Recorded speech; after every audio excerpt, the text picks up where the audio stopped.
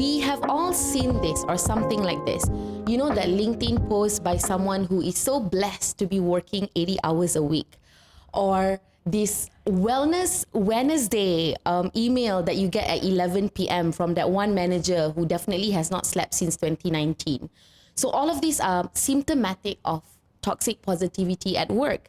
So a lot of the times we're taught to be professionals. And what that really means sometimes is whenever something bad really happened, don't complain, shut up, smile, and pretend like everything is okay. Because there is this underlying expectation sometimes that I personally feel that, you know, you are this complete human being outside of work with a lot of emotions, both positive and negative.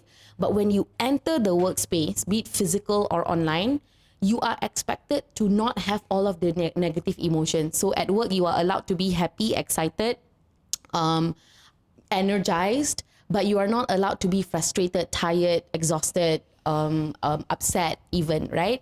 And I think maybe a lot of our listeners can also relate to this. So what we really want to talk about is what happens if this, you know, positive vibes only culture is actually making us more miserable than ever. So that's the big question that we want to talk about today. So with me to talk about this amazing topic are two amazing people. So we have Yuen with us, Ngai Yuen, and we also have Paresh or Paresh Subramaniyam. Before we begin, can you please go ahead and tell our audience a little bit about what you do, something that is exciting for you at the moment? Well, okay. So I've got many things that's exciting for me at the moment. But the one that takes up the most of my time at this moment, maybe say about 70% of my time, in totality, and the way I look at time is completely different, perhaps, from a lot of different people. And a lot of people may think, hey, isn't that symptom? Okay, so I am currently leading this newly joined venture between Aeon Credit Berhad as well as Aeon Co Retail Berhad. And this is called Aeon 360, where we are really a data co, where we understand customers in its full profile, and then we come up with better ways to serve them with our services and our products. That's the full of what I'm doing, like a big bulk. And then after that, working on the script for a film about aging people. Is it something you can tell us more on? Well, it's about aging people, and it's about our conception and our misconception, our perception about people who are retired. What do you do then? Are you waiting? What are you waiting for? What do you do with the rest of time that you have? What are the expectations? So those are the stuff that I'm going to be looking at. And Kakisani is in its award season right now. So that's quite fun. Are you accepting applications right now? No, we've done that for last year. So you can do it now. I mean, you if you have a show now, you want to submit, you should do it now for next year. Okay. I mean, this year is for next year. So that's how we're judging it. We just finished International Women's Day and like a big do. So it's exciting. I definitely want to pick your brain on the time thing because I'm very, very interested in that. But let's turn our attention to Paresh. Go ahead and introduce yourself. Right, my name is Paresh.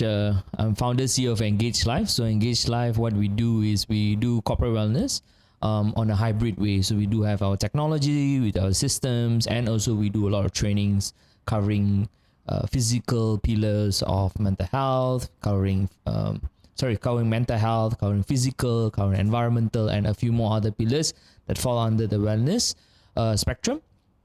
Besides that, I'm also a co-founder of Fix at 15, which is a physiotherapy and also sports massage center. We opened it this year. It was a crazy project. 64 days I took the place, 24 days to renovate, and I opened the center in January 10. So pretty crazy project. I mean, that's basically summarized me. And out of work, I'm a big fan of Muay Thai. I've been doing it for close to 20 years now, teaching and also doing it myself to keep myself fit, and also developing young talents for them to go and fight, and also see Muay Thai as a way of life, right? To help them in their life and their work as well. So that's basically what I do. I'm so curious to know what made you go into like wellness, like in the corporate space.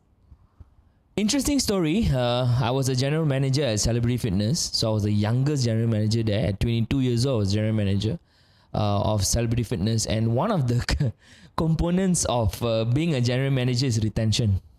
If your members want to cancel, you have to attend them yourself, right? As a general manager. So one of the key things I learned about people is somehow or other you convince them or confuse them, they will cancel their membership, right? Number one is people don't have time, right? Number two is people don't have the money, or the money can be spent somewhere else, right? If I have a condo gym, I can use it there, right? And the third thing is people just don't know what to do, right? Same treadmill every 6 months, then I quit, right? So I think to myself, where do people spend most of their lifetime? Actually, we spend most of our life at work, right? We spend most of our life at work, right? Depending you like your workplace or don't like workplace, that's where you spend most of your lifetime. So I think what better place to bring health and wellness to the workplace itself. Get the employees to pay for it, right? And it's a win-win. The employee wins and the employer wins as well. So that was the idea how I got into this wellness space. Yeah. Let's go straight into the topic. Before that, I want to give a quick definition for what toxic positivity is, just in case our audience are wondering, right? So toxic positivity refers to the practice of promoting a positive mindset at the expense of acknowledging, validating, and addressing negative emotions. It manifests when individuals or organizations insist on maintaining a cheerful demeanor, often dismissing legitimate feelings of frustration, sadness, or stress. This can lead into an environment where employees feel pressured to mask their true emotions, ultimately harming morale and mental health, leading to things like burnout or even attrition and things like that, right? So having said that, I want to go straight into the story that we have. This is a story that we got online. It's written by a woman, but she did not disclose her age. So here we go. That's actually a very important point, though. Age. Yeah. But anyway, you just go through it and then we will talk about We why know it matters. what generation they're from, right? Yeah. Because different generation will react to Yes, this yes, completely I agree. differently. Yeah. Okay. But later on, I think in the story, based on what she says, I think you might be able to guess. Okay. I think. All right. So she says, I'm honestly exhausted. I think I only still have a job because my work is high profile and I've built a solid reputation with other senior leaders who actually enjoy working with me. If I wasn't so visible to the rest of the company, my manager definitely would have pushed me out by now. It's reached a point where I feel like I'm being gaslit every single day by a manager who has learned how to weaponize positivity to cover up the fact that he's a bully. It's the most draining thing I've ever experienced. If I answer anything, then great. When he asks how I'm doing, I get grilled. I feel like my house could literally be on fire and I'd still be expected to smile through the smoke. This is a man who had formally announced that we all need to learn how to take feedback without getting defensive. Yet, feedback from him is never about the work. It's always subjective critiques of my personality. During my last annual review, he actually criticized my confidence. When I politely asked for an example, he just got flustered and couldn't give me one. Instead, he told me I was overthinking and needed to just stay calm and positive. The real breaking point for me happened a couple of years ago when his right-hand man completely lost it and started screaming at me in a team meeting. A VP was actually there to witness the whole thing. When we reported it to my manager, he just got angry and defensive. Since then, he treated me like some kind of unhinged basket case who constantly needs to calm down. He expects me to stay cheerful even when he angrily snaps at me out of nowhere and dismisses every one of my ideas and concerns. It's like he spends months wearing you down and then points to your lack of cheerfulness as proof that you are the problem. I have nearly 20 years of positive results and glowing reviews that prove I'm good at what I do, but this one person is making me feel like I'm losing my mind. He uses positive mindsets only spiel towards us as a silencer to his own toxic behavior, and if you don't play along, you're labeled as the one with the attitude problem. Last bit. I'm at my wit's end trying to maintain this job while being treated so poorly. Has anyone else dealt with a manager like this before? So what should this person do? Macam sikit sensitif ke tidak ni? It's very sensitive. So your first reaction was you thought she's a little sensitive? Or the topic is sensitive? No. She is a little sensitive. And let's not talk about the leader first. Let's just talk about her first. I think when an employee allowed it to happen for so long, I always wonder, like like what allowed them, or what were they thinking that they sort of put up with it? Why did they put up with it in the first place? Why didn't they just correct it from the very beginning? So that's really, I think I think it goes both ways. You need to kind of set expectation of what you can take and what you want and what you don't want from the very beginning with your bosses, with everybody, right? With the person that is doing the cleaning, with your husband, with your boyfriend, with your parents, whatever. You set that expectation, you set your boundary, you set your rules early on. And whatever you can't accept, you just got to really state it. And if you don't and you put up with it, that means they can. And then when it chips in some more, and then one day you can't stand anymore, you stand up and say, what are you doing to me? It's going to be like, what? It's no different from what I've been doing to you for 20 years, for example. So I think that's, and so when you do blow up, then your story needs to really be so much more strengthened in order for everyone else to see why you've allowed it for 20 years and then say something. But I'm not victimizing. I'm just saying, first and foremost, I think if you set boundaries and if you set expectation from the get-go, if you don't like something, you got to find a way to kind of sort it out as soon as you possibly can. And so the first time it happened, yeah, okay, because you didn't set boundaries. The second time it happened, you could have kind of say, that's really because you didn't go soft the first one. So that's why it's like built up into the second one. So in the third time, if you still allow it to happen, you got to seek help already, because if you can't solve it, someone else will need to step in for you. And then if you allow it to happen more times than that, like until it's uncountable, how then, right? Yeah. Interesting. Paresh, you want to say something? I think I totally agree with her, right? I mean, you let it happen, right? And you don't know your value, right? It's about value, what you're bringing to the table, right? I mean, you say you have been 20 years, high profile. Where's that, right? Why you didn't say, hey, this is my boundaries. If you step across again, I'm off. Because I know my value, right? And in business or in life, there's always a choice, right? You can make to stay and suck up and do whatever it is, or you can say, hey, this is my limit. There's something else. Can I choose and do after that? So I feel like, and it goes both ways, right? For the manager and also for the person. But I think you definitely got to ask yourself, right? I mean, what's my value? What am I bringing to the table? And if I'm bringing so much, why do I need to put up with all this, right? And of course, for the manager, I mean, there's a lot of managers out there like that, and there's good ones, there's bad ones. But I think is you allow it to happen, right? Let's pause there. I wanna entertain this thought a little. So, on one hand, I really appreciate the idea of enforcing the boundary, because personally, I very much believe in it as well. Like this morning, I saw like this whole conversation on Threads. This is a little off topic. And this person is like, oh, I've been in this relationship for 5 years, but this morning my boyfriend said this to me. Is basically like a really bad like reaction. And even when I saw it, I'm like, wow, this is terrible. I would have broken up with this person like that, And she was like, it's been 5 years and stuff like that.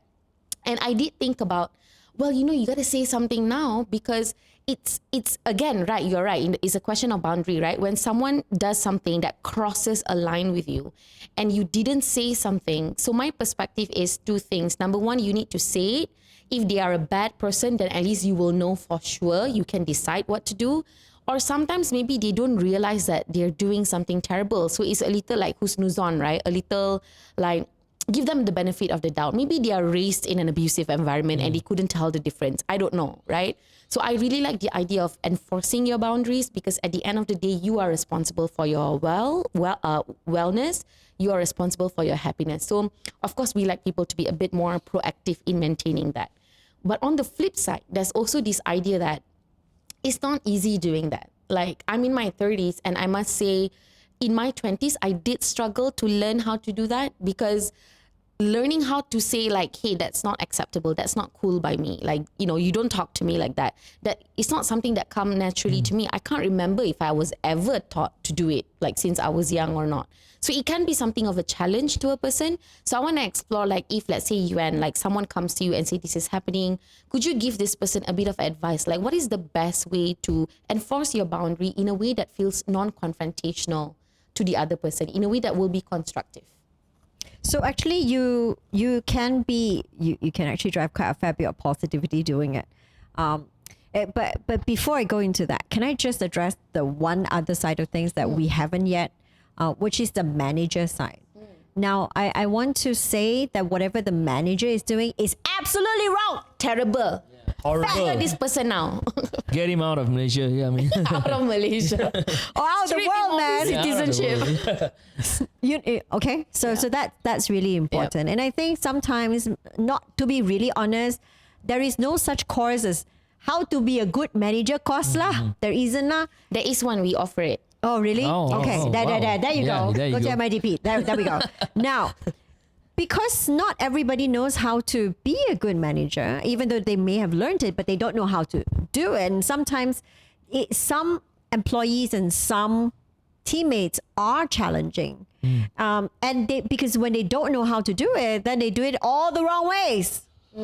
And then sometimes they are reinforced by some other people who just, follow along, tag along, and got along well. And they form team and they form this The gang, huge gang thing. They can gang up on you like itaro. Yeah.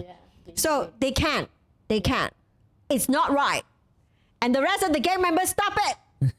So tell me, no eyes, no ears, all. Yeah, What's wrong with you? And the ones watching as well, right? Yeah. Yeah, I think Just watching only. you are really an accessory and a complice to it, okay? And if you're just watching, you're not saying anything, you're not doing anything, please, you are. You minimum, I need to tell the girl, hey, I think you got to talk to him properly, man. This is not right. Minimum, you got to do that. Or you say, you got to tell HR. If HR come and do interview, I'm on your side. I will tell the truth. So minimum, okay? That's what I want to say first. Salah, okay? Salah. Tak kisah 2 tahun ke, 2 bulan ke, 2 jam ke, salah. Okay? Okay, now back to your question. So if someone comes to me and talk about this, I really feel that first it need, if it has been a long time, she needs to move. She needs to move to a different department. She needs to go under a completely different leader. This one is actually non-negotiable lah, to be really honest. That's one. And then number 2, they need a mediator, a facilitator, someone who can arbitrate the situation between them, because it's gone to a stage where she is truly affected and he's being evil, and that is not acceptable. It should never have come to this point. It should never have to come to this point to even have this conversation. I would say it's too late. But if someone comes to me and assuming that it is not too late, then I would actually step in to support and to help, understanding the case, understanding like, okay, so sometimes he says, she says, sometimes can be really bad like this. I'm going to just step in on this one little project and help you see it. Is that him, or is it you, or is it the both of your communication style is completely a mismatch, and that it is really like a round thing in a square thing, or a square thing in a round thing, whichever. Sometimes, a lot of times, people just don't get along for a lot of strange reasons, and it happens. We got to just deal with that and be very objective about it. And I, as a leader, will be quite happy to step in. What about you, Paresh? If, let's say, assuming the manager comes to you and say, hey, you know what, I have this team member and it's now coming to me and saying that I'm not a good manager, and then tell you this whole story, it's consistent, but from the manager's perspective, like, what would you say to this manager? How would you maybe coach him, or what would you ask him to do? First of all, I'll ask him to come for our EQ class. We run an EQ workshop. Also can go here. Just kidding. But yeah, I think a lot of managers or a lot of leaders lack of empathy. They don't see it in the perspective of, the employees, because they are hit up, they are hit down, they are in the middle. So I think sometimes a lot of these managers, supervisors are also in some sort of like a trap, or some sort of like a a circle, right? You know, I go up, I get, and then down, the same thing, right? So I think for me personally, I would use the mediator approach. We did, by the way, I did had a client in the motor sports industry or automotive industry that had a case like this, right? But it was worse. It was together with some sort of sexual harassment. And they called us to come in with our clinical psychologists to kind of mediate the situation, right? Because both parties are not talking. The case already went to the police and stuff like that. So it was a tough situation, but I think the only way is to kind of listen to both parties, because you don't know he say, she say, right? Like what she said. And kind of see what's the root cause of it, right? Is it personality? Is it because, you know, he just lost it at the moment? Or what is the root cause of it? It could be communication. You know, now we have different multi-generation people. All of us deal with communication differently. Some like emails, some like WhatsApp, some see, hey, WhatsApp, why you just send me okay? No, that's not acceptable, right? And see what is the root cause of all this problem, and kind of see, is there a way to solve it? Or if cannot solve it, what can we do after that, right? Is it change of department, individual development plan, or put them under monitoring period? So these are some things that you can do. But I feel like for managers or modern managers, you got to really understand, one, you got to lead with empathy, because the workforce is changing. Very different generation coming into the workforce. We need a different way of doing things. You can't do it the same way, right? You got to understand, I mean, if Gen Z people are watching, you guys also need to cooperate. But at the same time, other people also need to find a way to work with you guys, right? Because you guys are the future, right? If I don't hire Gen Z, I probably hire, you know, an older guy, and, you know, it's the same thing, right? So I'd rather have more new blood coming in the workforce, but finding a better way or a more intimate way of working with them or understanding them, right? So I think that's something that a lot of the managers need to do at this point. And yeah, if the manager come to me, these are items that I would do. I like what you said. One thing I would like to add on to is this idea about this multi-generational workforce. I have like perhaps a slightly controversial opinion. I'm not quite sure yet, but it's something that I've been thinking through. And sure, multi-generational, like Gen X, Y, Z, which is majority in the workforce today, sure, we have different preferences. We communicate differently. We have different expectations. We have different relationship with work even, right? But I do believe that respect is a universal language and a universal ask. Like you can talk in a different way, but the trust is something that, not just trust, is trust, respect, you know, like the way you treat another person, like basically another human being. I think this is something that will translate through regardless of what generation you're in. Like for example, it's not just about like preferences in WhatsApp or email or whatever. If I talk to you, let's say I'm a bit of a harsh person, right? I go to you and I say, oh, Paresh, I've had like the shittiest day, and you contribute a little bit to the shit and we laugh about it. Someone listening to it will be like, oh, you know, that's really terrible. But objectively, there is a level of respect that is felt between us, and we would know that. So I do feel that at the bottom of it all, it's like there is this idea that, oh, you are different than me, and therefore my way is correct, and you will have to deal with whatever I want to do. There's no interest to want to learn about another person. There's no interest to want to treat another person as a human being first, and then everything else comes second, you know? So then I want to relate it back to the topic that we want to talk about today. Do you think all of this that's happening, right, like toxic manager and all of this like bullying and whatnot, do you think at the bottom of it, it's because of toxic positivity at work that has taught us to not accept the whole person, to accept the positive emotions of the person, to accept, you know, all of this nicer stuff about the person, but this other stuff we ignore? Do you think that has something to do with it? Okay, I want to break down your question a little bit more. I just want to say that toxic positivity is only toxic if you label it as such, and it is not all positivity that will naturally become toxic. That's really not what it is. And toxic positivity is at a very different level with different people. Some people will feel like it affects them more, and some people will be like, yeah, that's chill, it's okay, she's like that, you know. Memang rah cheerleader type, tapi she faham, you know. There's also that conversation. Now, I would imagine historically why we would prefer to have more positivity at the workplace is exactly that. It's really to make way for each individual's differences. And because each one of us is so different, how much lighting I can take, how much fan I can take, aircon facing me or not, blah, blah, blah, all different, right? And therefore, if a little bit more positivity in the space is the code of the day, then everybody will think about, okay, but it's not just me. I mean, the person opposite me just going through like a menopause and she is damn hot.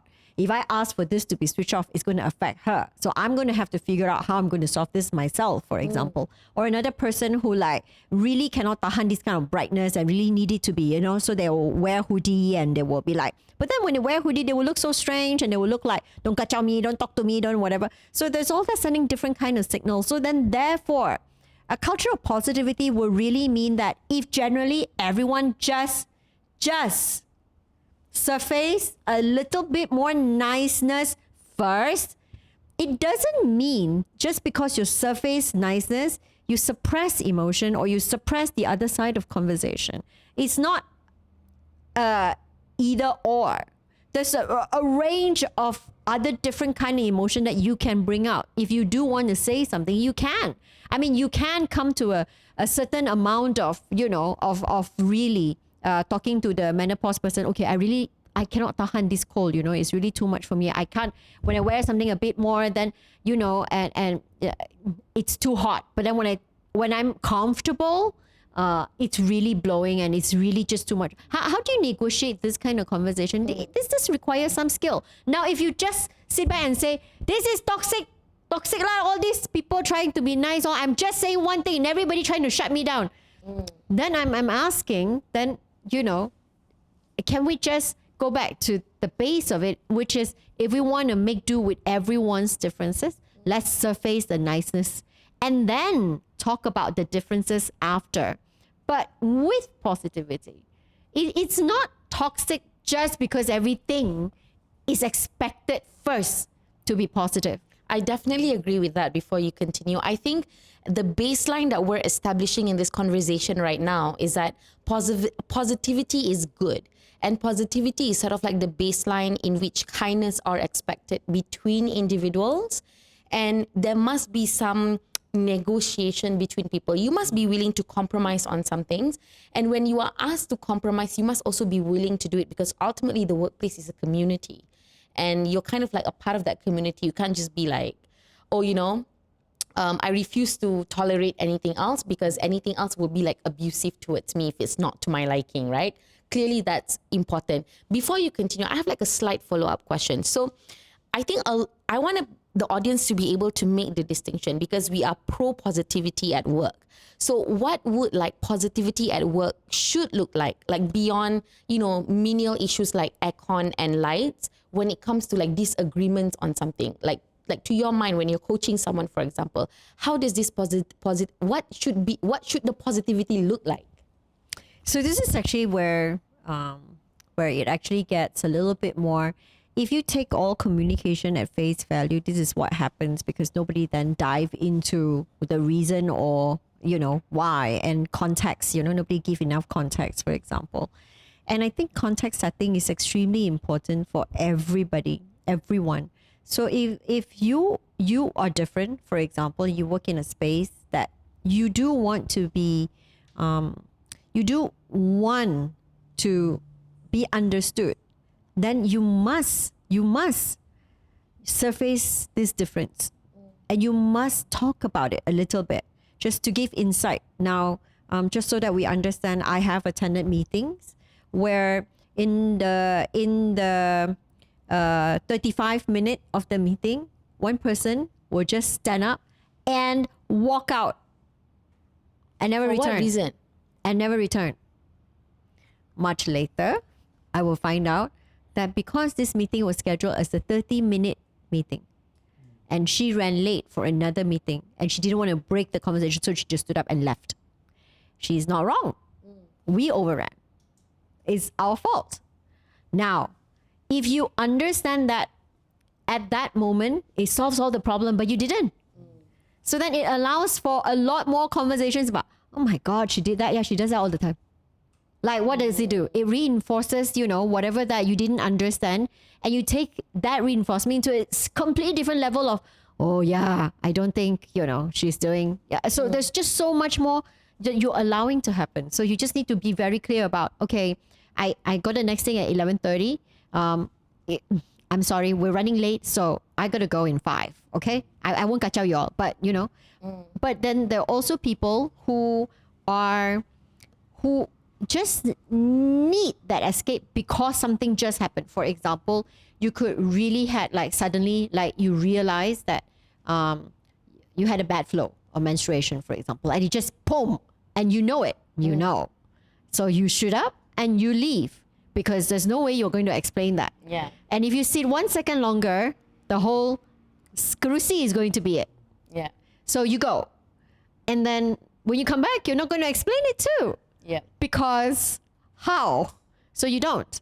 So now for exceptional cases like this, if you haven't been exceptional throughout and your relationship with others are kept well, they will make excuses on your behalf. However, if you were never understood and it was very difficult to understand, people will make assumption, I assume, which is bad, which then makes your character worse, which then whatever you do after that, whether it's right or wrong, is wrong. So there are all this addition effect that sometimes we don't realize that because we're so much in our world that we just miss. Yeah. And we'll be clueless about it because nobody tell us. And how are we going to say? Yeah. It's going to be strange. And if people come tell you and you think are you picking on me? Are you picking on me? Is this something to be picked on? Come on, this is like a case and I cannot help God. So, there's all that. And then it just go in all kinds of strange direction that is not productive. So my base is always, what is the most productive way to do this? And then use that and do it. Yeah. I do something similar, but I use the word constructive, and I'm noticing nuances in the difference, in terms of the priorities. I'm seeing your point clearly now. So the ingredients would be kindness, empathy for others, and I must say a willingness to accept differences, even if that difference might be something that you find offensive. For example, we live in a society where people feel comfortable imposing their beliefs on others, or imposing their standards of beauty, their what is an acceptable kind of relationships, to have all sorts of expectations that Ini Gen apa ni? millennial. So I find that, again, which is why I keep saying you need to be interested in the person and not wanting everyone to be this robot who can be productive and say things perfectly all the time. Being interested in persons is also imposing on people. See, we're imposing that onto people. You got to be interested. You got to be interested in other people too. But you live in a society, though. I would argue that if you live in a workplace, you work in a workplace, right? You have 3 other team members. And when I say interested, I don't mean spend time with them. I mean willing to understand who they are as a person. Yeah. So what do we, for example, if we change the word, for example, from interested to curious, then it's less imposing. It actually leads to the same place. It leads to the same place. But it then become, I don't have to be interested. But okay, I'll be curious. Okay. I agree. I think you understand what I mean, right? Yeah. But it's a very small, a slight shift in the wording, but the way feels you less think. imposing. Yes. That's what I mean. Yeah. So back to what I was saying. So I guess if we're a little curious about a person and you go I guess this person is like this, and therefore I'll see what I can do to kind of be able to adjust to this, right? Or be able to accommodate, for example, because people have all sorts of different things that we need to accommodate for. So I think that would make for a positive workplace. Okay. Now let's move on to, when does it become toxic? And I will ask Paresh to address this question. So the positivity must be there, but for you, to what extent does it cross the boundary to being toxic? Tough question, It's right? a tough question. But I think it's very individual basis because everyone have their own boundaries, way of thinking, how much can you absorb, how resilient are you and stuff like that. I think for me is you need to make sure you know your boundaries as well and you are aware what's happening around you.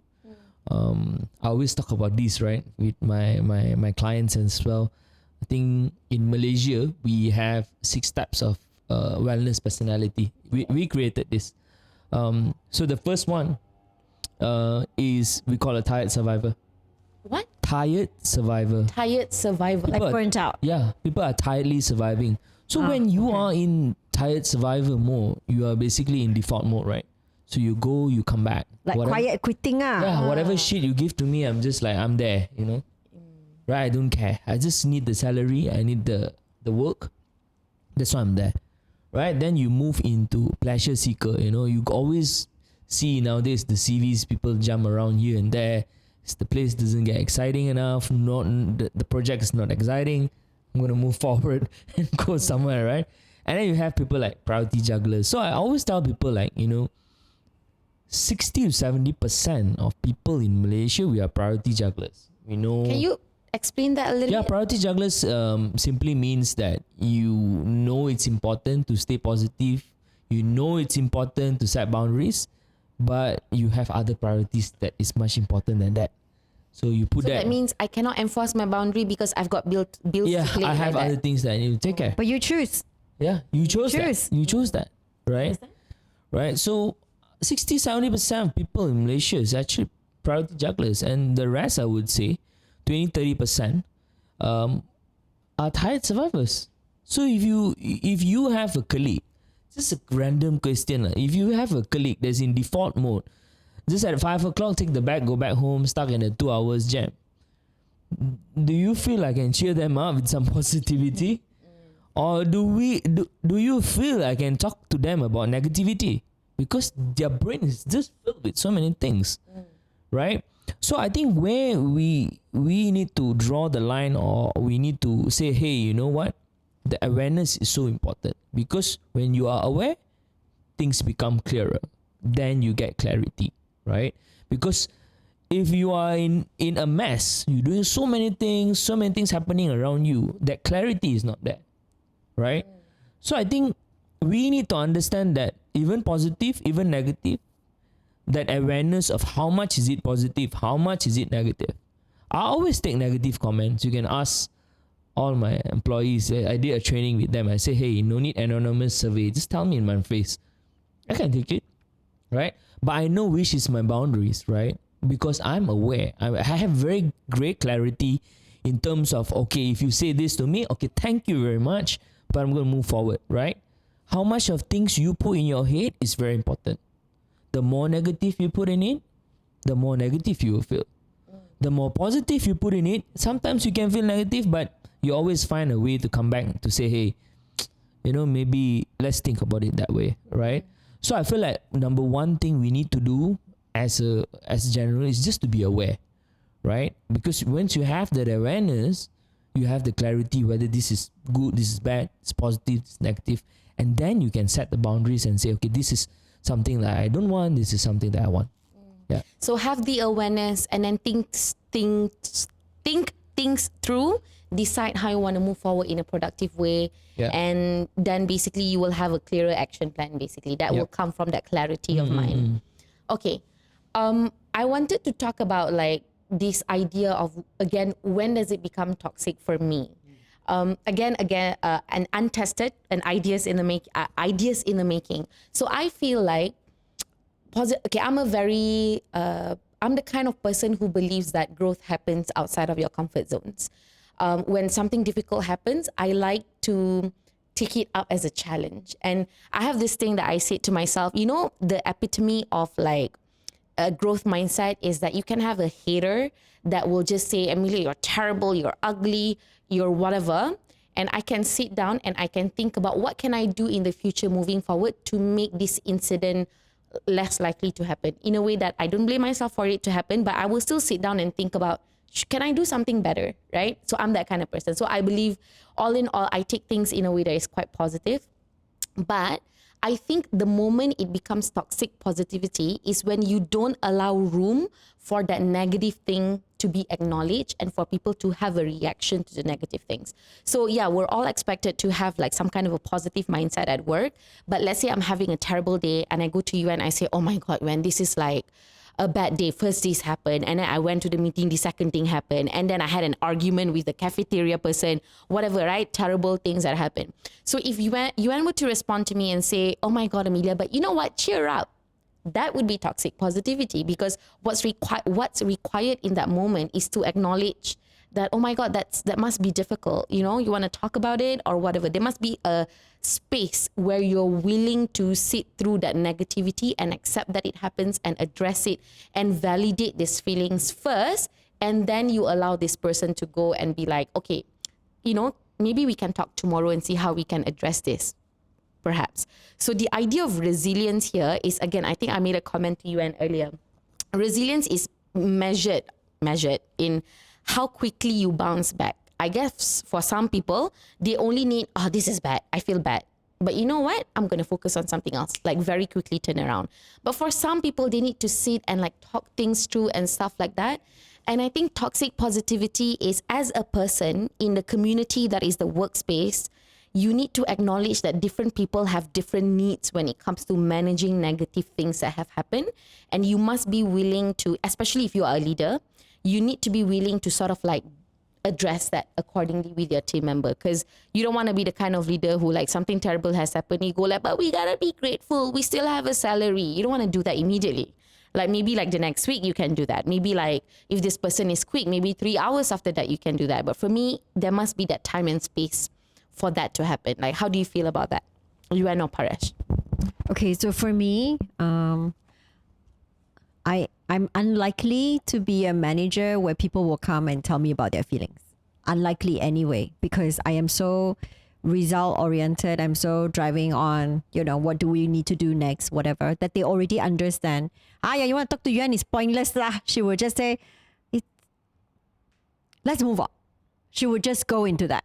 While I don't necessarily say that to mean, shut up, I don't believe you, or shut up, whatever you say is not valid.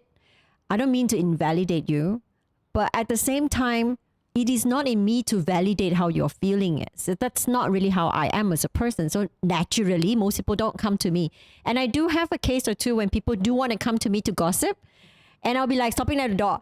Okay, good news or bad news, or this is just blah blah news. If no blah blah blah, you don't need to tell me. It's okay. Okay. I got time and space for different kind of conversation, but at this hour, I will tell you first. You don't bring in anything negative to me, because that is not what I want to deal with. Okay. But this negativity is always about, you know, some gossip, some things that you hear, who say what about what, so they want to come and tell you about it. And I'm like, this is not workspace kind of conversation that I want to have, because I really don't have enough time for that. But I will want to have this conversation with you one day. Now, however, I do also think that there is that, the way I look at toxic positivity is when the leader don't even want to entertain any form of challenge that could be posed as a challenge to the company's KPI.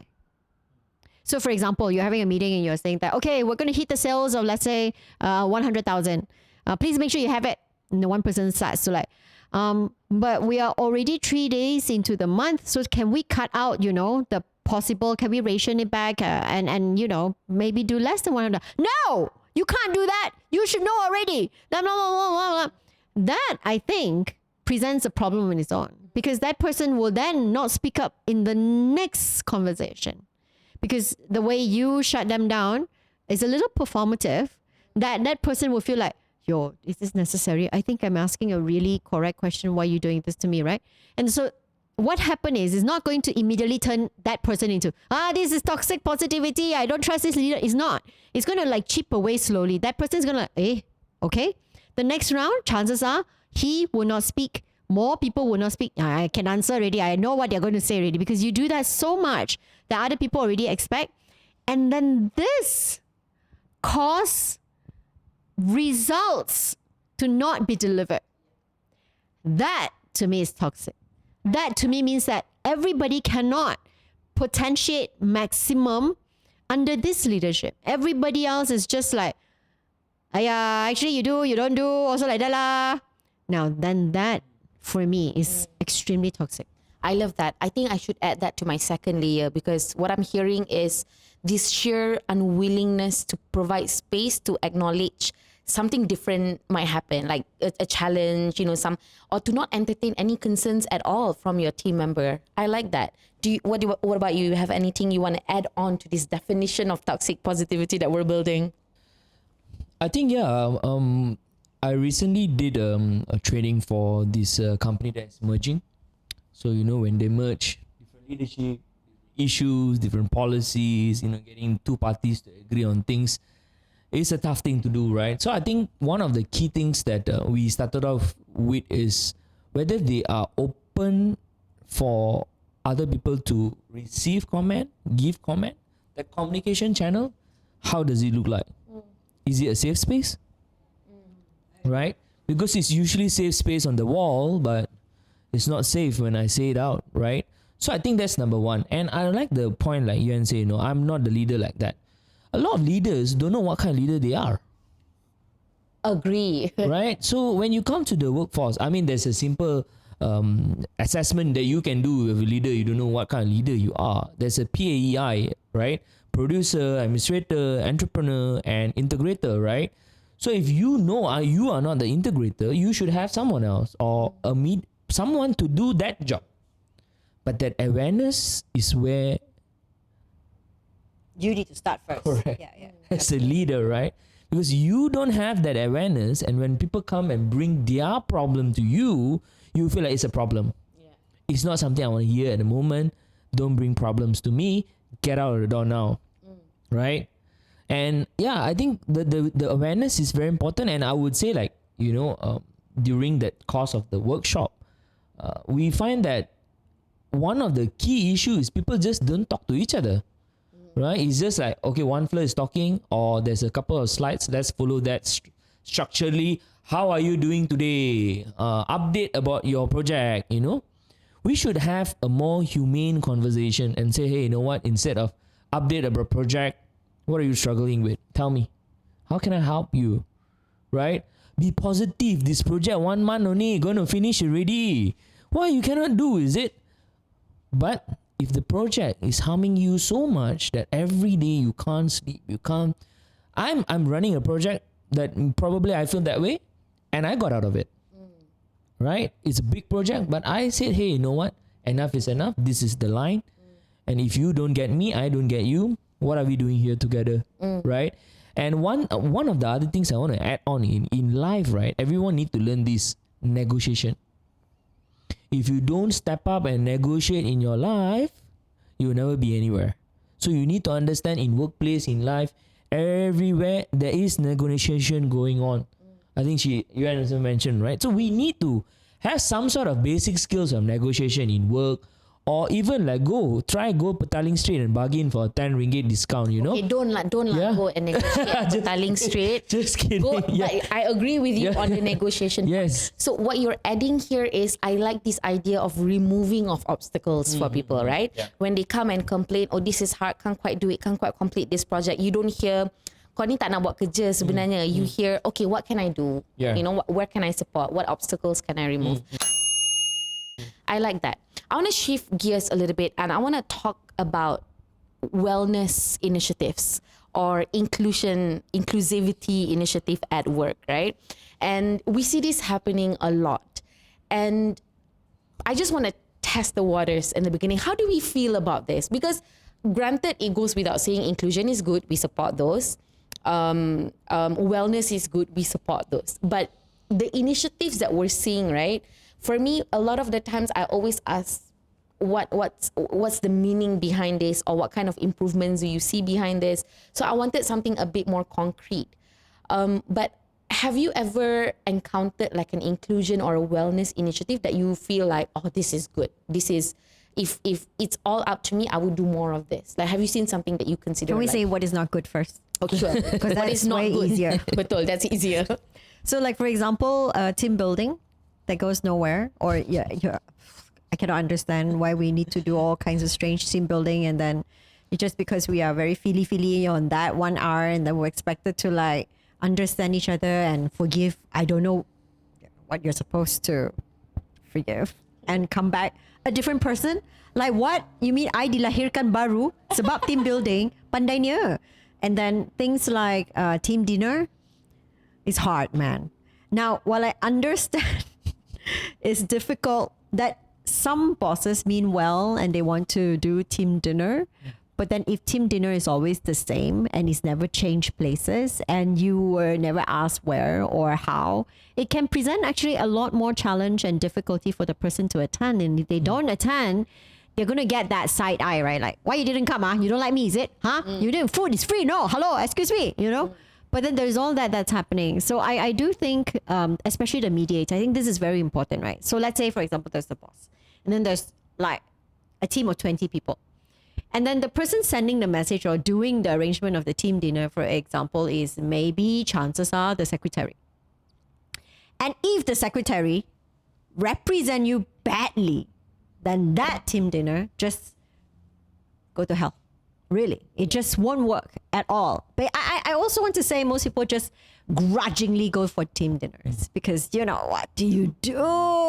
Awkward. Yeah, and then you're stuck there for at least an hour and a half. You can't go home earlier because everybody has to say goodbye first. Food is not good.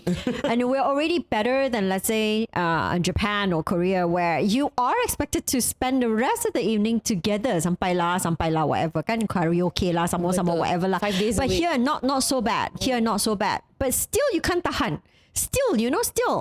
I think that is really because the intent of the dinner is not spelled out correctly. Now, with all good meaning, you do need to give everyone, not to say like a scope, like a job scope, but everyone like a purpose, like a purpose, right? Like, you know, okay, look, we're gonna sort this problem out through dinner. And in this dinner, I like everybody to really take the time to talk to the one person that you think can help you solve whatever this issue that we're dealing with here and settle this in a very informal way. I want everybody to just drop that. There's no status, no whatever, and make that a rule so much that everybody would just do it and get a chance. And then the leader also need to work. No, it's not just pay money. No, the leader need to make sure, okay, after that, I want to hear from each. And don't have to say it. You just go to, hey, Paresh, did Zach come to you and say anything? And you have tell me, oh, you mean you didn't react or you didn't help? Why didn't you help? You should go and support. Can I ask you to do me a favor? Can you please go back to him in the morning tomorrow and say that you've thought about this and this is your response? Okay? And you go to another person. Now you go to Zach. Hey, Zach. Did you go to that person? I imagine you would because you are having some difficult time doing that, right? So did you go to Zach? Did you go to Paresh and say that, you only said halfway because he wasn't listening? Okay, I'm going to step in and just do this for you. But at the same time, I'd like you to just talk to him again in the same understanding of what you were trying to do. And let's see if that worked better. And if he comes to you and for whatever reason, he cannot respond to the way you imagine he should be responding, I'd like you to understand that Paresh is such because he's like this and he's going through this and he will not understand your point of view because it's never happened. So there are all this that the leader need to do. No, bukan main makan je tau. Yeah. You kena buat kerja. And you have to plan before that. Yes. What do I do? Who's having conflict? Yes. Who do I need to nudge in what direction? And yeah, for that's sure. why the seatings, for the longest time, whoever that's managing seating has the worst problem in the world. Because what do? You sit people who don't get along or do you see people who got along? What difference would it make? Then you're all cliquey anyway. So how do you do this better? There must be an intent spelled out. And this conversation is really between the organizer of that with the boss and of that or with the people. So that needs to be a lot of conversation to make something happen. So to be honest, it's not the team building at fault. Really, it's not. It's also not. Yeah, it's what are you doing? What is the objective you're trying to set? And what do you need to do as a leader to step in where and what to do it? And is that solved? If that is not solved, at the end of the day, you just do a survey. Oh, how do you feel about this? Give 1 to 10. 10 being the best. You like or you don't like it. You like the speaker or not. Who cares about the speaker? It doesn't solve my problem. So that for me is not taught true. So it really, those things are just enabler for you to use, to do better, to get your team to perform better. But who is doing this awareness team building thing with all the leaders so that they understand what they need to do? That hasn't happened too. So in culture setting, there's just so many different levers that we kind of need to do, and it's not so simple as that. So everyone, please work. I want to add something to that because I feel strongly when you say something about team dinners, because I'm generally not a fan of dinner event. I feel like for work purposes, you should probably have 2 dinners a year. One is probably your company annual dinner, and maybe another time, you want to have a dinner with like different people, sure. But you shouldn't make it a norm to have a team dinner because one, it is outside of work hours. So you're essentially asking people to stay back longer than their work hours to have like menial conversations that don't really bring about any change.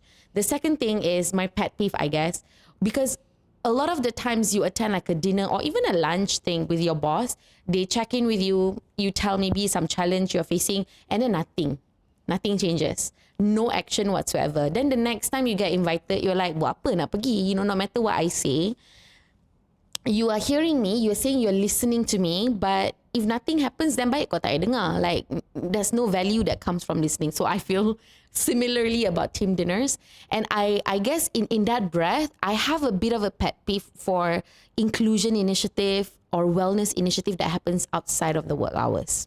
I think it's disingenuous. I think if you want to really talk about like wellness and inclusion, you do it within your work hours. Because the rest is your personal time. Betul. The fact that you're so more than willing to take on your employees' personal time, for me, already shows that you don't really value it to begin with. But it has got his historical, you see. The reason why it's done outside of work hours before this was because employers weren't willing to do anything. So employees are willing to then do it outside of work hours to make that back, so that to make the employers understand.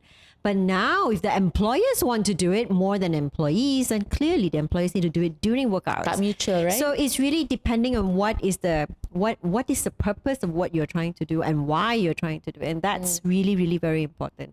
But to be honest, in Malaysia, people really love to makan. Team building. Yeah. Team building too. Yeah. They really love. All these sports thing lah.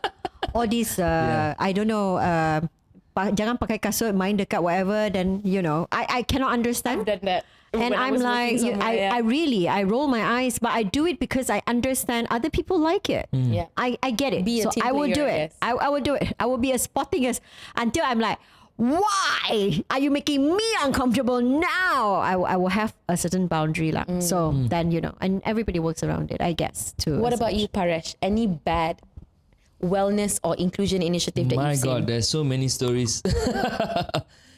I think at the early days when I started the company, I think we had some very bad ones. Like screening is a good initiative, but the data's collected, then been used for something else. Right? Tak faham. So I do screening on you, I do health screening, mental health screening. Usually that report's used for individuals, but then it's used for something else. Understand. It should never be. That is Exactly. really so bad. Yeah. So I had so many. I mean, I've been in this line for 10 years now, running wellness programs, corporate wellness programs. I've literally seen the industry change. Like you said, there's history of it, right? Corporate wellness first started at World War One, when America, when their soldiers went to war, they came back, they had PTSD. What can we do for them? That's how it started. And then when you come locally, then you had like unions. In early 80s, you had unions, 70s, people like, hey, no one's taking care of us. We had to set up a union now. Yeah, we'll do ourselves. We will go and Let's play fight. sports. Right? Let's fight, Then unions started. Then we have team building. Then that's the generation of team building. Everything is team building. Then we had EAP services, employee assisted programs, phone, chat, right? penetration 1%, 2%. Oh, but good to have. I have it, I have it. As a Yeah, it's a checkbox. It's a tick box. Right? I have it, but 1% penetration. Oh, I still have it. I pay thousands for it. It's fine, I have it, It's good for employee branding, right? And then you had the evolution of it, and people then start to notice or look at data. They say, hey, when employee survey comes in, wow, stress is very high. Wow, let's do something on stress. Let's bring a doctor to talk about stress. Let's bring a psychologist to talk about mental health, right? But we always got to understand in the workplace setting, there's always a culture that's already in place. And you can measure that culture in 4 ways. One, the culture is very reactive. Something happened, then do something about it. And it's always that way lah. Look at the medical insurance premium. Wow, back pain very high lah. Let's call a physio to come in, talk about 1 hour. Sure, they'll be okay one after that. 1 hour, right? That's things that don't work, right? 1 hour. You have 1,000 staff, 50 of them attend. No modification of ergonomics, no policies, nothing. So that doesn't work as well, right? So reactive, independent, reactive, dependent, independent, interdependent. That's where workplace culture is, right? So reactive means that something happened and then everyone wants to do something about it. I do have some people call me, hey, bro, couple of weeks back, there's some suicide case. Can you do something? Do some talk. Does it work? Right? Talking some of them in the palm oil estates. You think the foreigners will follow you and listen to you for a 1 hour workshop? Right? So I always get calls like that, right? And say, hey bro, something happened, like can you come in, do something? Right? Always I get something like that, right? So that's a lot of reactive. And then it becomes dependent, right? Depending on the leader. The leader need to organize, the organizer, the HR. The HR not there means finish, right? Or dependent on people like us, like corporate wellness provider. Whatever you provide, I just take and do only. I give you my report. This is my employee engagement survey. See, okay, these are things you need to focus on. Just do that, right? This is impacting my productivity. Okay, just do that. That's dependent. Then the culture moves into something called independent. They have their routine. They already know, okay, certain things work, certain thing doesn't work, right? And then last but not least, it become interdependent. Interdependent, so far in my career, I never see it. I never see a corporate or organization that's interdependent like me and you, like, wow, so close. Hey, why you not go gym yesterday? Why or that kind of stuff. We encourage each other. Hey, I'm going to run. Come lah, let's follow me lah. So interdependent meaning what? We depend on each other. Motivate lah, I guess. Yes, motivate each other. We dependent on governing policies that will bring us close. Let's say example for COVID. Reactive, right? When COVID hit, everyone, reactive. Tissue paper finish, right? Go and shop and, buy the mask and all. Then become dependent on regulatory. The government say, do not go out more than 10 kilometer, dependent, right? Then become independent. Okay, we already know okay, what to do. Okay, go out, wear mask for our own safety, wash our hands. Then become interdependent, right? Interdependent is a face like, hey, why you never wear mask? Hey, let's keep each other safe lah, right? That nice words that you say that is not negative, it's not positive, but it's something that we can depend on each other to hold each other accountable for that thing, right? So far in Malaysia, I never see an interdependent culture. It's very hard to achieve because, people go in and out, your company culture needs to be very strong. There needs to be certain people in place to kind of do all this. So I feel like I can talk about this like all day, right? I think what doesn't work in companies is when you have issue, then you want to do something about it. You need to have a proper objective and say, okay, these are the company's objective. KPIs of this going to cost what? If this year I'm going to be a productive performing year, okay, what's going to happen to your people? Likely a lot of burnout, like a lot of stress. Maybe you need a physio to come in. So you need to have, from the time you set your KPIs and say this year from 2 million I'm going to do 10 million, you know what's going to go. Infrastructure you have to build, but people as a human, how are you going to get them from 2 million to 10 million? Infrastructures you build lah, AI lah, all that, but people wise, Just send them for a training. Anticipate like human issues. Exactly, like mental health. exactly. So you need to anticipate all this and build and say, hey, this is our objective this year. Objective for company, objective for humans. Right? I want to upskill them. I likely going to face these 3 issues. This is what I'm going to do for this year. So I think that will be much more productive, much more better when you roll out a wellness program rather than just looking at employee engagement survey or listening to people. Hey, you like Zumba?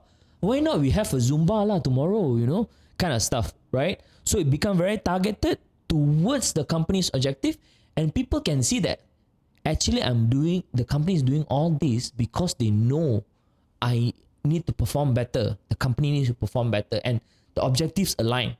Rather than the company wants to achieve 10 million and I'm doing Zumba. Understand. And the whole time you were speaking, it reminded me of this one situation. I was talking to this leader. He was asking us to coach a person, one of a senior manager that he has, and he was explaining the problem to me. He was like, this person is extremely burnt out, like very tired. So can you coach this person to have a bit more resilience, to whatever? And then I was like, yeah, sure, of course. There are things we can do to build all of that. But quick question before that, have you given this person a bit of a time off to rest? And he looked at me like I just said something like out of this world. And I started doing that a bit more when someone tell me, the stuff is really burnt out. Can you do like a talk, a workshop, or like some booth doing free screening and whatnot? I will ask, is there a way we can give these people a bit more rest as opposed to giving them more things to do, especially if they have to attend it after work? And I could quickly realize that I understand that it's not always feasible. You can't always do that. There's things that's possible and not possible. But I would love to see that being a part of the consideration. When people are tired, it means they need rest. Can you give them an hour, maybe in the morning tomorrow? You know what? Sleep in. You had a long night. Come in 2 hours late tomorrow. Sleep in a little, right? I saw that you sent the report to me really late. I understand it's crunch time. Can't give you the whole of the week off because we have deadlines. But why don't you take the morning off tomorrow? So for me personally, I would like to see that a bit more, especially if you could recognize that if the problem is exhaustion, the solution is rest. Then why you ask me to do all these other things that doesn't really contribute to addressing that? Because I would love to come in and talk to this person, but kau biarlah dia rehat dulu, give this person a bit more time as opposed to giving them more things for them to address. Now on top of being a top performer and managing 20 projects, now you have to have you need to be coach and you have things that you need to do on top of that. So again, I understand this is slightly controversial to some people, but I think that should be a part of the thought process. Is rest possible? Yeah? Okay, we've talked about what we don't like. Now, let's one each quickly mention one thing that we would love to see in wellness or inclusion initiative. I know you mentioned purpose. You mentioned the overall objective that's tied back to the company's performance and all of that. But is there something else that comes to mind when you think of, this is a really good initiative that can be taken? I think wellness shouldn't be a one-off or two things. I think it should be instilled as part of the culture, as part of the leaders. And I think this is a conversation that, team building is always with the larger team. Team building is never with the leaders. I think leaders themselves need to be very clear. What's the team? How is the team supporting them? And that team building at the top there isn't happening a lot of times because they take it for granted. The brohood is there, So a lot of things need to really kind of happen there too. So the leaders play a bit of a lot of a role. Yeah. Okay. So it's not just assigning. It's also processes, right? So for example, a lot of leaders would love to say, you ambil lah pagi ni off, pagi esok you jangan datang awal lah. I understand sebab you dah penat kan. But the process of undoing the fact that you come in 4 hours late, might as well datang je lah. Punyalah susah nak The fill up SOP, this fill up this nak form and cakap that dengan form. HR lah, HR pula tanya long and short lah. Bukannya I sign off je. It's not enough. Somebody has to fill the form. After fill the form, you kena masukkan dalam system. After that, you kena explain. After that, no. So is that paid, unpaid, blah, blah, blah, blah, blah. There's all this conversation that's going to be happening. So how? Yeah. Resting is not easy. There's a lot of bureaucracy attached to it. Yes. maybe immediate leader would like you to rest, but it's just impossible. So process-wise, it doesn't allow for that. I love Where that. are the exceptions? So these are things that if it's not part of the culture already, then it's never going to be a part of the ability to do that. Yeah. So this, work from home thing, you think so easy? Well, it's damn difficult lah. How to work from home if you don't have parameters? If you don't even explain it, because the board just need to ask you, what is the framework of your work from home? Click, click, click, click, click. Yeah. So, a culture of, free and easy is as important as the responsibilities that come with wanting to be free and easy. So infrastructure, processes, all of those things need to be looked at as well. Yeah, and policies as well. I think a lot of times we don't look at a lot of policies that are in place, and humanized policy, right? How can we be more human, right? Rather than looking at, like she say, if, like example, one of my staff wants to take, she can easily text me because we are a startup, right? And then she just inform HR, put it up. There is a process as well, right? Just imagine the process in a startup and a MNC or corporate. It's totally different. So much of hustle, so many justification, right? So we need to humanize policies a bit more as well. I think that will be one of the key things. Cool. Thank you so much. I want to move on to the final part of our conversation today, which is drum rolls, unpopular opinions about toxic positivity. I'm not sure if this has already come out. We've shared so many things. But one thing that comes to mind that you consider to be perhaps an unpopular opinion about toxic positivity. For me, is before you call it that, you gotta kind of really consider that maybe it's you. Maybe it's you. And this works from all points, leader, whatever. Maybe it's you, really. So pause and to not very quickly check into victimhood hotel and sort of like think it through. The other person could be wrong, but you could also play a part in it. So your point is like, look at it a bit more holistically, I guess. Well, I really think, is it you? Really? Okay. Like the long of the short, really. Like the short of the long. Yeah. Paresh, what about you? I have a few in mind now, but I think in a local context, I think one of the key things is the okay lah. Everything is like okay lah. Maksudnya everything lah is like, if I check in with you, you positive, so you okay lah. You negative, so okay lah. That kind of stuff. For me, my unpopular opinion is that okay lah word should be just removed from the dictionary. Because okay lah doesn't tell us about the emotions of other people.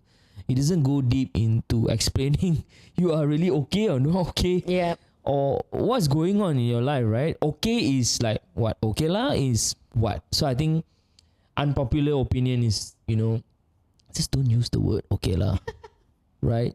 Just Describe it more. Yeah, describe. Tell us your feelings. I had my friend told me like, the difference between the Asian culture and also like in the Western culture. Asian culture, I ask you a question like, how are you today? You like, yeah, I'm okay lah. I'm good. In the Western culture, how are you doing today?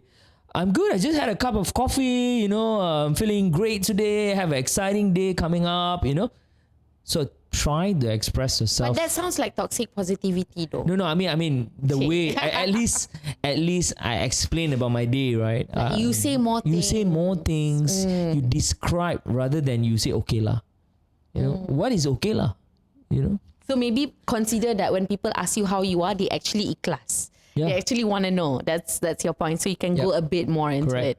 I guess then for leaders, you must be willing to do that. Yeah, I think this one takes both sides. Yeah. And I think we also need to accept that a lot of people really just want two words lah.